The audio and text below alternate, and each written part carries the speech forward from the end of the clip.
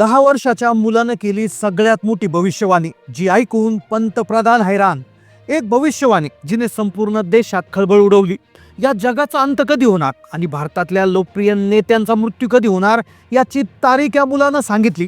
भविष्यवाणी करणारा हा छोटा मुलगा, ज्याचं वय फक्त 10 वर्ष, पण त्याला अशी दिव्य दृष्टी प्राप्त झाली आहे की त्यामुळे जे जे आतापर्यंत त्यांनी ते सांगितलं ते सगळं खरोखर घडलं. गेल्या 5 वर्षापासून या मुलाने केलेली प्रत्येक भविष्यवाणी, तिची तारीख आणि वेळ अगदी जशी आहे तशीच घडत आहे. 2019 साली आलेला कोरोना, इस्रायल मधलं युद्ध, महाराष्ट्रात झालेला सत्तापालट, या सगळ्या गोष्टी खऱ्या ठरल्या. पण त्याने आता केलेली भविष्यवाणी ही खूप खूप धक्कादायक आहे. चला तर मग पाहूया या 10 वर्षाच्या मुलानं अशी काय भविष्यवाणी केली की ज्यामुळे संपूर्ण देशात खळबळ उडाली. ती भविष्यवाणी ऐकून पंतप्रधान देखील का हैराण झाले. चला पाहूया या भविष्यवाणीचा संपूर्ण सविस्तर रिपोर्ट. ही गोष्ट आहे 10 वर्षाच्या एका मुलाची, ज्याचं नाव श्लोक. श्लोक एक सामान्य मुलगा, जो पूर्वी शाळेत जायचा, अभ्यास करायचा, आई वडिलांचं सगळं ऐकायचा. पण 2018 मध्ये साधारणपणे 7 वर्षापूर्वी या मुलासोबत एक अशी घटना घडली आणि त्याच्या आयुष्यात त्यानंतर एक मोठा बदल झाला. श्लोक एके दिवशी शाळेतून आला होता, भरपूर खेळला, त्यानंतर तो अगदी शांत झोपला. पण त्याला माहिती नव्हतं की त्याच्यासोबत काय घडणार आहे. आणि त्याच रात्री एक अशी गोष्ट घडली की जिथून पुढे त्याच्या आयुष्याला एक नवं वळण मिळालं. त्याच्या घराच्या अंगणात तो झोपला होता. त्याचे डोळे मिटलेले होते, पण श्वास सुरू होता. ओठ काहीतरी पुटपुटत होते, जणू काही तो एखाद्या मंत्राचा जप करत आहे असं वाटत होतं. त्याचे आई वडीलही शेजारीच झोपलेले. त्याच्या आई वडिलांना वाटलं की जास्त थकल्यामुळे कदाचित रात्रीचा तो बडबड करत असेल, म्हणून त्यांनी दुर्लक्ष केलं. पण त्याची लहान बहीण अचानक उठून त्याच्याकडे लक्षपूर्वक पाहत होती. तिने पाहिलं की त्याच्या चेहऱ्यावर निरागसता राहिली नव्हती, एक प्रकारची गूढ शांतता होती. तो पडला होता, पण कोणत्या धक्क्यामुळे नाही. जणू काहीतरी अदृश्य शक्ती त्याच्या शरीरात प्रवेश करत होती. त्याला वेदना होत नव्हत्या, पण त्याच्या तोंडातून असे शब्द बाहेर पडत होते जे गावातील कुणीही कोणत्याही लोकांना ऐकले नव्हते. काही जुने अज्ञात शब्द, ज्यामध्ये अग्नी, रक्त, आकाश, राजा, विनाश यासारख्या गोष्टींचा उल्लेख तो त्या रात्री करीत होता.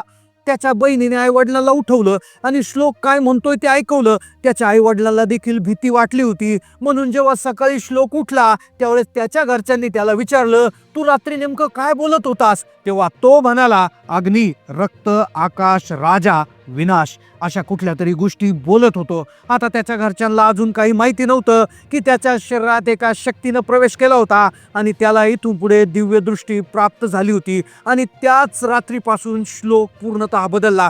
तो भविष्य सांगू लागला होता. 2018ची ती गोष्ट होती, पण तेव्हापासूनच त्याने भविष्यवाण्या सांगणं सुरू केलं होतं. त्याच्या सगळ्या भविष्यवाण्या बरोबर निघत होत्या, पण त्याने आज जी भविष्यवाणी केली आहे ती अत्यंत धक्कादायक आहे, ज्यामुळे अक्षरशः संपूर्ण देश घाबरला आहे. श्लोकने त्याच्या आई वडिलांचं त्यावेळेस ऐकून घेतलं आणि त्यानंतर तो जे बोलला ते ऐकून त्याच्या घरच्यांची पायाखालची जमीन सरकली. तीच रात्र होती ज्या रात्री त्याच्या शरीरात अदृश्य शक्तीनं प्रवेश केला होता. त्याच्या दुसऱ्या दिवशी घरच्यांनी विचारलं, पण त्यानंतर तो जे बोलला ते ऐकून घरचे सगळ्यात पहिल्यांदा घाबरले होते. 5 वर्षापूर्वी तो म्हणाला होता, मला त्या गुहेत जायचं आहे. त्या गावात एक मोठी गुहा होती. ती गावापासून खूप दूर डोंगरामध्ये होती. त्या गुहेबद्दल अनेक कथा होत्या. असं म्हणतात की त्या गुहेत पूर्वी तपस्वी समाधीसाठी गेले, पण ते पुन्हा कधीच परत आले नाही. लहान मुलाला तर तिथे जाण्याची अजिबात परवानगी नव्हती. पण श्लोकच्या चेहऱ्यावर तिथे सांगत असताना भीती नव्हती. त्याच्या चेहऱ्यावर एक असं तेज होतं, ते पाहून गावातले धैर्यवान लोक देखील शांत झाले. अचानक श्लोक एके दिवशी गुपचूप निघून गेला. 3 दिवस तो कोणालाच भेटला नाही. आई वडील शोधाशोध करू लागले. संपूर्ण गावात एक चिंतेचं वातावरण निर्माण झालं, कारण त्या गुहेमध्ये जाऊन श्लोक असं काहीतरी करणार होता की ज्यामुळे संपूर्ण देशासहित संपूर्ण जगाला हादरा बसणार होता. 3 दिवसानंतर तो 4थ्या दिवशी साधारणपणे श्लोक परत आला. त्याच्या अंगावर धूळ होती, कपडे फाटलेले, पण चेहऱ्यावर एक प्रचंड शांतता, डोळ्यात एक निराळीच चमक. ही घटना होती 2018ची. तो कोणाशीच बोलत नव्हता, फक्त आपल्या खोलीत गेला, खोलीचा दरवाजा बंद केला आणि दुसऱ्या दिवशीपासून श्लोकच्या वागण्यात पूर्ण बदल झाला.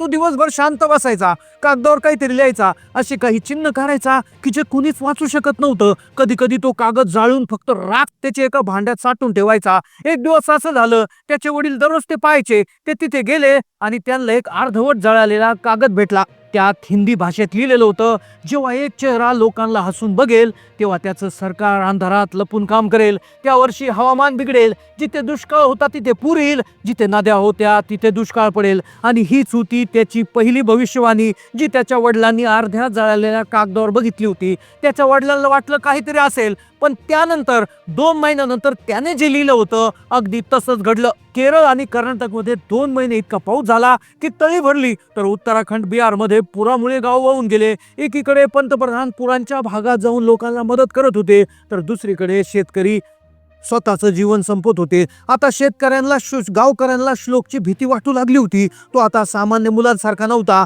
त्याच्या बोलण्यात एक वजन होतं. जेव्हा तो कोणाकडे बघायचा तेव्हा समोरची व्यक्ती चक्क घाबरून जायची. एका रात्री त्याने वडिलांना सांगितलं, दिल्लीची रोषणाई लवकर धुक्यात लपून जाईल. पण लोकांना वाटलं हे विकासाचं धुकं आहे, वादळ सीमेवर नाही तर हवेतून येईल, असं तो बोलला. आणि ही भविष्यवाणी त्याने त्याच्या वयाच्या 5व्या वर्षी केली होती. ही त्याची पहिली मोठी भविष्यवाणी होती. त्याच्या वडिलांना त्यावेळेस काही समजलं नाही. पण एके दिवशी भारत चीनच्या सीमेवर तणाव वाढला. न्यूजवर बातम्या सुरू झाल्या की भारत संपूर्ण सतर्क आहे. सरकारने उच्चस्तरीय बैठक घेतली आणि त्याच दिवशी दिल्लीत काही रहस्यमय स्फोट झाले, ज्याचा शोध कोणी घेऊ शकला नाही. श्लोक फक्त हसला.